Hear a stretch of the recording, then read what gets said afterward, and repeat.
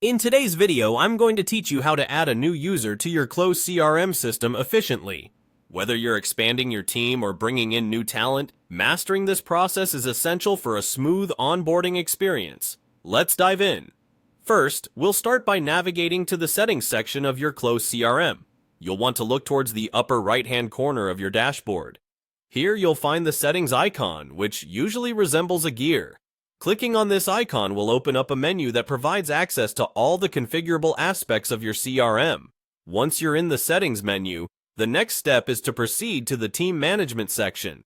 This area is specifically designed to help you manage all team-related activities.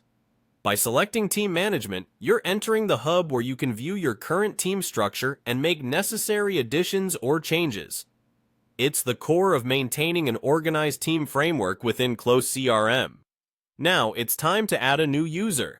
In the Team Management section, you will see a button labeled New User. Clicking this button is the doorway to bringing your new colleague into the system. It's an intuitive process designed to help you add users effortlessly, so no need to worry if this is your first time. Next, you'll focus on entering the new user's email. This step is crucial because it is the primary method by which closed CRM communicates with its users. Ensure that you double-check the email address for accuracy to prevent any miscommunications or failed invitations. After entering the email, it's important to assign a role to this new user.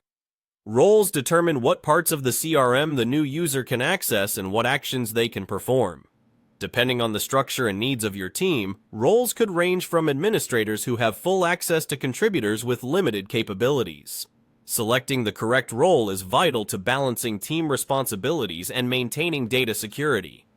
Finally, you're ready for the last step, sending the invite. Simply look for and click on the invite button. This action will send an invitation to the email address you provided, allowing the new team member to join your CRM. Once the invite is accepted, they're successfully integrated and can start collaborating with your team. And there you have it.